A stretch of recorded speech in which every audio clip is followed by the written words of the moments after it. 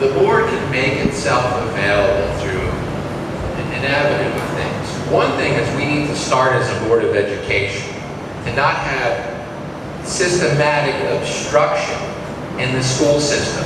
And what do I mean by that? I mean strategically putting obstacles in place so parents cannot participate in the education of their children, not having a voice, locking them out of public meetings, obstructing, limiting numbers who could come into an open meeting. That stuff's going to end. And I'm going to tell you, we need to post curriculum on the website. Parents need to see full transparency of what is being taught to their children. We need to have more parent involvement. And I'm going to tell you, parent involvement will improve and increase when we have a strong board that listens to them, and they're just so beat down. They're tired of this mess. And so if we remove those obstacles and we listen and we include them, there's hope. They're going to have hope and they're going to be excited. Monthly meetings at night. Having monthly meetings at night when parents are not working. And that is going to increase participation.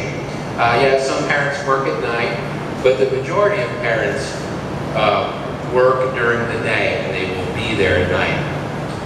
What's important is a board member that goes around to the towns within the county to hear what the local town councils and commissions have to say so that they're involved, because they're closest to their constituents. They know and they can relay that, and that communication is absolutely key.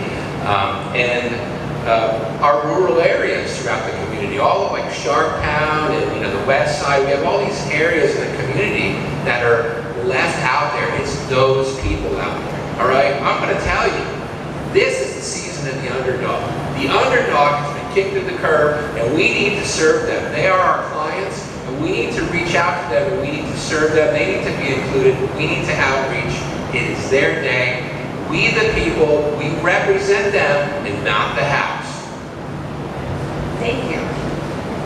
All right, Mr. Lombardo, we'll just start with you and go back down the line. So question number 4, how will you as a board member work with state and local officials, our senators, delegates, the executive, county council on issues pertaining to education? Okay, I've already been doing this for about 3 years, actively working with the county council, working with our state legislators, lower shore delegation, to try to establish, bridge that gap between the school system and local government. We have no transparency, we have no accountability. Some people will argue, well, we put reports up on the school's website. There's some, but not enough. Budget items are hidden. We don't know, money's moved around, there's waste, there's all sorts of things going on. Now the county council, who passes the money through the school system, they need to look after the county as a whole. If we bridge that gap and allow them to oversee things, and yeah, we're the overseers as an elected board, but they still need to have skin in the game to hold accountability for those as a whole, as an entire county. It is absolutely crucial. As far as legislators go, we have worked to establish accountability to be included in existing financial legislation. We're the only county that's not included. They've worked to obstruct us from the bottom up. We need to have accountability, and if it's not going to get done in Annapolis, we're going to do it right here. We're going to do it. And those that make excuses and do all sorts of things to say we can't, I can tell you, I will show you otherwise. Thank you. Well, the first thing you do is you ask nicely, you are polite, and you say, hey, we're all about the kids. This is about kids. This isn't about my ego. This isn't about your ego. This is about our children. So we are all in agreement that we need to take care of our children. So let's all work together for the common good of our children. And if I'm open with you and you're open with me, we're not going to have a problem, because I'm going to play it straight with you, 100%. I'm not going to hide anything from you. And if I'm having an issue, I'm going to bring it to you and say, can you help me with this?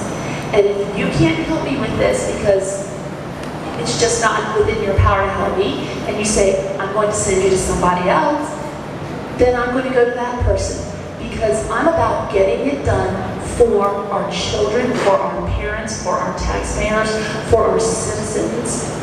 Because the kids that we are working for, we on this board are their voice. This is, I think, one thing that gets lost in all of this, is that this Board of Education is the closest thing kids have to an actual voice.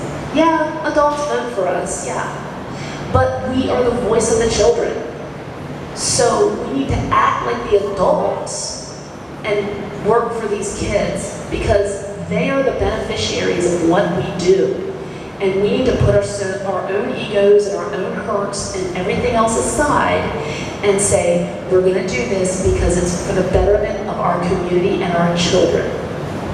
I believe right now the board meets with the county council members quarterly, and I think that should be more often, even if it's on a Zoom call with a small group. I know they said that they don't have time to meet that often, but I think it needs to be more than a quarterly meeting. We need to be able to discuss proposed legislation and education bills that might affect the students. And local officials need to be able to see why we are asking for things, so have them physically coming to the school to show why we're requesting something is important. That'll help them understand why it is that we're asking for it. Well, I think ideally the Board of Ed should do everything to resolve the issue at the board level.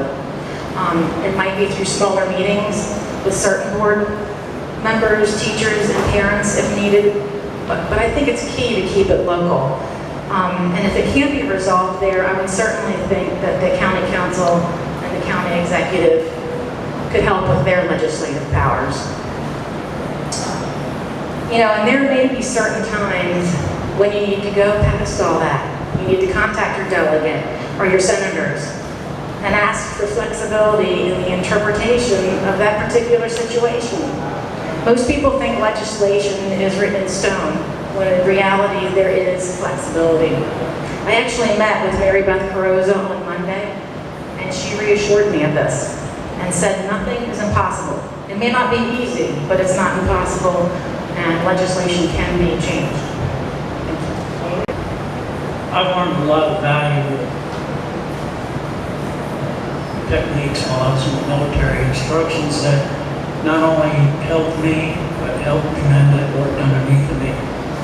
One of the most valuable that I've learned is that in order to have a successful operation, you've got to establish effective communication between all parties involved. I've been working for years with many of our people in public office, right from our federal council, our congressmen, down to our legislators, our senators, our county council people, county executive, sheriff, and I have no problem at all reaching out to them, just call them up on the phone and talking to them about a problem or something that I'm going to introduce to them. So we have a lot of off-scheduled meetings between us and these groups of people. This is a way that you can move items along. Thank you. We already meet quarterly with the county council, and our superintendent meets monthly with the county executive. During sessions, I receive weekly updates from Senator Carozza, who lets me know just what is going on in education in the state senate. I have repeatedly asked for 4 years for Delegate Anderton's office to send me weekly updates. I have never ever received anything from him. I want to, I've got a little time here. We've talked about financial literacy, and people seem to think, and I agree with them, that it's very important to have it in the school. But having worked with curriculum and state mandates, I know only too well, when something comes in, something has to go out. And no one has yet told me what you're going to take out of the curriculum when you put the financial literacy in. Let me give you a good example. I have asked repeatedly why cursive writing, and this has been brought up, why cursive writing is not being taught. A few years ago, the state of Maryland mandated that the time for reading be increased in every elementary school. So when the time for reading was increased, cursive writing went out. It's been said, but we do meet quarterly in open session with the county council. There's always an agenda of items that go both ways, and we discuss it publicly. I think what we could add to that is a monthly meeting or maybe a quarterly meeting with the county executive as well.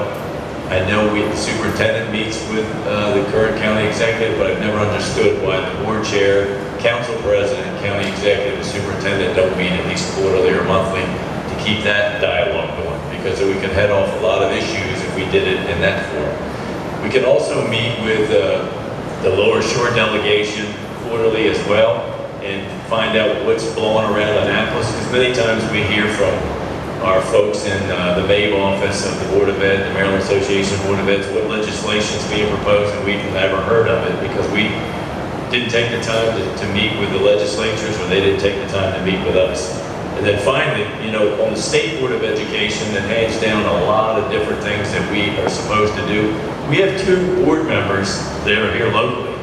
So we should probably think about having a quarterly meeting with those 2 board members and the county council and county executive, and get everybody in the room and say, okay, what's going on at the state level, what's blowing around in Annapolis, how can we be a part of this, and how can we fix things for the best situation for our students in Wycomico County, because we could head off a lot of issues if we did it in that form. We can also meet with the lower shore delegation quarterly as well and find out what's blowing around Annapolis, because many times we hear from our folks in the MABE office of the Board of Ed, the Maryland Association of Board of Eds, what legislation is being proposed, and we've never heard of it because we didn't take the time to meet with the legislatures, or they didn't take the time to meet with us.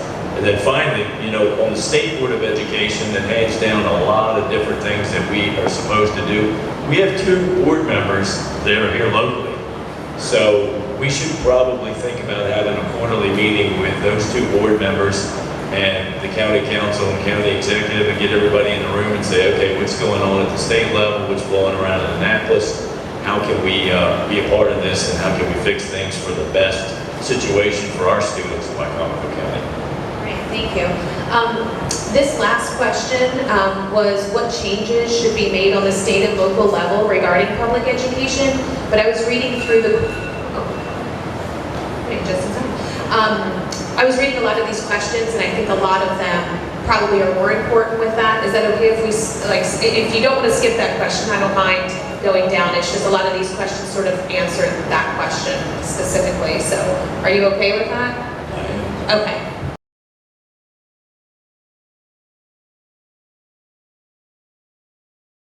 I think the main change that needs to be made is so much of what's involved in education is state and federally mandated. We need more local board control. I mean, we complain about that all the time. We've been criticized because we didn't buck the state on certain issues, but then you risk some funding issues. We don't want to get into that battle, but that goes back to question 4, where we meet quarterly or monthly with lower shore legislatures. Every county in Maryland is not the same, and one size doesn't fit all for anything, education, employment, whatever. So we need to have more local authority, not just in our county, but every county in the state. And I think if the legislatures and the State Board of Education, the state superintendent move more in that direction, the community would be a lot happier when they knew when they could come to us and we could say yes or no, not, well, we want to, but the state says we can't do that. So I think more local board control is the way I would fix public education. Education. You're dreaming, Jean Malone. It's not going to happen. The blueprint for Maryland's future takes away almost any local control. The state BOE is controlling what we do. Governor Hogan vetoed it. The legislature overturned his veto. We will be mandated by the state. Already in place is a position whose only duty is to fill out forms for the blueprint. Already in place is a new supervisor's position, Mr. Don Brady, for community outreach. Big Brother is not only watching us, but mandating what we do. This is the state where Montgomery County, PG County, Baltimore City County, and Anne Arundel County rules. Get used to it, as I don't see it changing. Under Policy Area 5, under Blueprint, it creates a new accountability and implementation board to plan and monitor implementation of the Blueprint's vision. It creates an expert review team, I love those terms, structured to visit schools, understand implementation on the ground level, and share best practices across the state. Teachers, school leaders, and educational experts, oh yes, will meet with teachers and staff, observe classes, and analyze data to develop recommendations. Local control is not going to happen. 3 minutes is really totally inadequate. We can talk on this for hours. But, you know, when I start checking into programs, Maryland programs with education, and I start getting vague answers or answers like, well, you can find it here, and if you go there, you might be able to find it there, and you're taking a lot of time trying to find out answers. When I start seeing these smoke screens and mirrors, I start asking more questions. I think we all are familiar with the Social Security system. We're all going to get it someday. Maybe. This is a system where we pay into it, but when Congress needs some extra funding, what do? They stick an IOU into it, and they take money out of it, and it doesn't get paid back. Therefore, we are in trouble. In Maryland, the savior of education was going to be the Maryland lottery system and gambling. Well, when you start asking questions about this, boy, you get a lot of smoke screens. Everything is thrown in front of you, so you can't get to the answer, which leads me, personally, just my own opinion, that all the funding coming from this lottery and gambling is not coming to the educational system, but is going into general revenue that supplements the general fund for the education part that the governor supplies us. Then what's left comes to the schools. 30 seconds. Thank you. So this is an area, you know, we've got to look into. When I get that feeling, I know I'm right. And we need parents. We need parents to get involved. One or two people can't do it alone. So I'm asking for your help in this. Thank you. Specifically, curriculum transparency needs to be addressed. It should be easy for a parent to go to the website, look up the grade and the class that your child is in, access the full syllabus and every resource that's going to be used in teaching that class. And it should be available in a timely manner. So if a parent has an issue, they can address it before school starts. Again, specifically, student discipline needs to be addressed. The board needs to protect parental rights in the school system. And we need to make sure that legislators are not passing laws that prevent us from keeping our schools safe. Overall, and I know they've said differently, but overall, the board needs to make sure that state legislation does not bypass the board's local authority.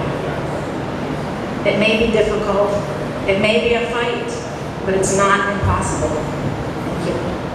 I feel like more things need to be addressed locally before involving the state. The board has the ability to do a lot more things than I think they've been letting on to. Solving issues in-house will be easier and faster instead of waiting on state officials. And state legislators need to understand that in this county, parents' rights are important to us.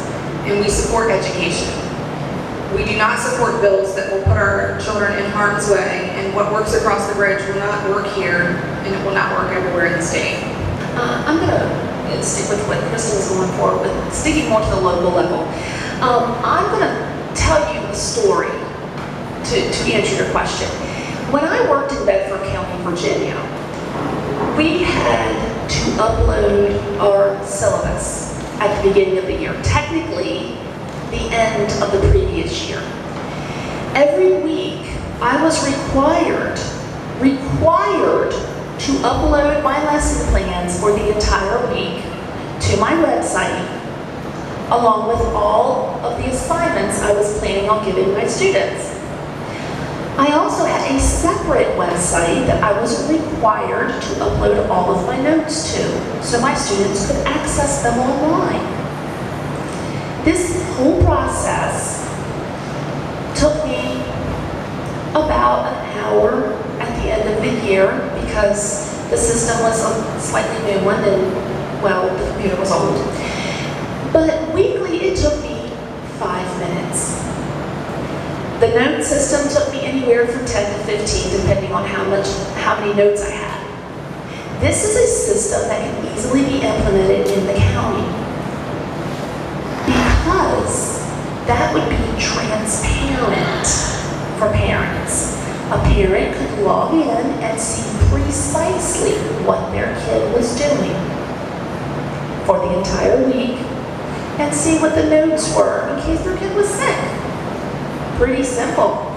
And like I said, did not take me very long once I figured it out, with the new system. So again, the curriculum transparency issue can be resolved at a local level if there's people willing to address it and, well, make people be accountable because it's not complicated. Prior to that, in one of my jobs in Dorchester County, I had to handwrite 30 lesson plans because I had to submit them a week in advance, and I taught 5 classes because we didn't have computers, so I had to handwrite 30 lesson plans for a week. I made it work because I wanted to. So there's my answer to how I would change things locally. I would like to see the state back off our local authority. We have local authority here as an elected board. If we couldn't have any control over curriculum or anything, we don't need an elected board. It doesn't make any sense. And I can tell you, we have more power than they lead you to believe. We have executive, judicial, and executive powers. No one has that kind of power. Legislative, executive, and judicial. No one has that type of power. And so, we need to exercise and hold the line at the local level. I don't care what happens at the state level. They need to stay in line. And we know what's best for our county. And as far as curriculum goes, guess what? We can pick our own curriculum, despite what some may say. Now, Maryland had a framework and seeds and units that were loaded with CRT and delivered, packaged and delivered, which is known as SEL, or social emotional learning. A real abuse, propaganda, all sorts of political trash. And so, as far as the curriculum goes, the state doesn't mandate curriculum. It can't mandate curriculum. We as an elected board can select the curriculum aligned with traditional teaching. And yes, there's state standards. As long as we meet those standards, as we implement the blueprint, yes, we have to do certain things in the blueprint, but they cannot tell us how to get there or what to teach within that blueprint. We don't have to adopt the framework. And we are ready to go. And any obstruction or say, oh, we're going to lose money does not, throwing money at an issue, or we're going to lose money, that is not going to fix the problem. Okay? Let them cut money. I'll show you how to do more with less. We're ready to go. Thank you.